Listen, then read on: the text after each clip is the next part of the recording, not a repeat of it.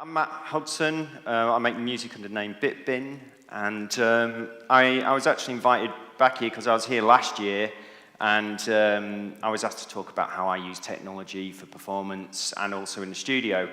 Last year, I kind of showed you what I was doing then, and that was I was using a variety of MIDI controllers, and I got to the point in my live set where I'd actually be performing in the middle of the dance floor, surrounded by the audience, if you like, and allowing them to actually use my MIDI controllers. So they were changing faders, turning things up and down, launching things, stopping things, you know, making it do all sorts of things, making it sound better, making it sound worse, and then I would kind of get back in there. And it was kind of like an exploration just to see where I could take live music performance. So I've been asked to come back again, just talk about what I'm doing now, and I'm joined by Tom, who's been working with me now for about a month in just some new ideas about where we can take live music performance, particularly when using electronic music. And the idea was to integrate live electronic drums with the computer and allow me to manipulate and process that in real time. So the reason for doing this really was it enabled me to kind of get back into performing. It allows the audience to kind of relate more to what's happening on the stage by seeing someone hitting things rather than someone just kind of looking over their laptop and twiddling with all their different dials and things. And it also allows Tom to kind of react to the tracks as well. So it's quite interesting for me. I don't really know what's going to happen some of the times because he adds extra elements and then I'm processing them in the box. So I'm adding things like reverbs, delays, distortions, glitching things up. A lot of the music that I make is kind of ambient, noodly based with erratic electronic beats and that kind of thing. I think before I talk a little bit about how it's all connected and then we play a little bit of music, we'll just give you a demo and see if this works, to just show you some of the things that I can do while Tom's playing. So I'm just going to play a little bit of a track here. Tom's going to now start playing drums to this, and I'm going to start manipulating it.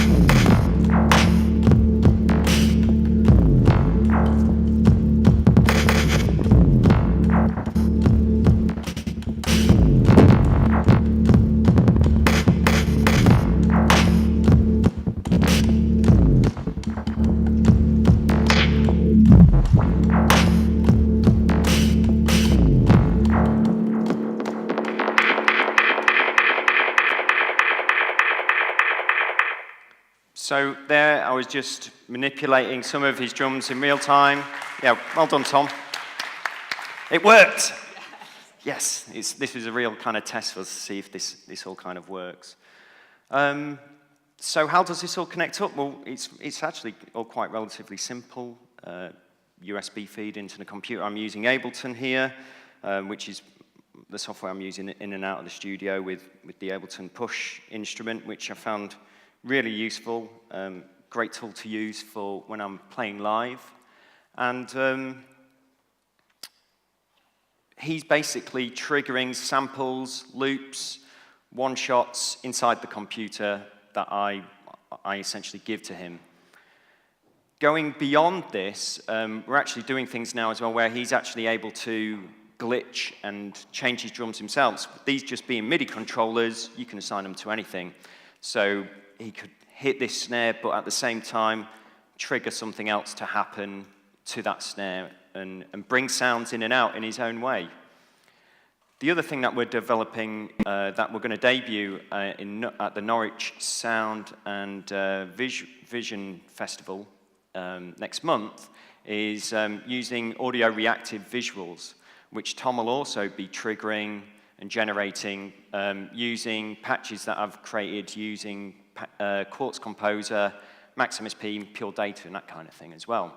So he's going to be tightly integrated with what we're doing live. In fact, the show's sort of becoming more about him than me, which is fine. That's absolutely fine. So have we got time just to play a little bit more of a track? Is that right? You got time for that? Okay, cool. If you can kill this mic, please, that'd be great.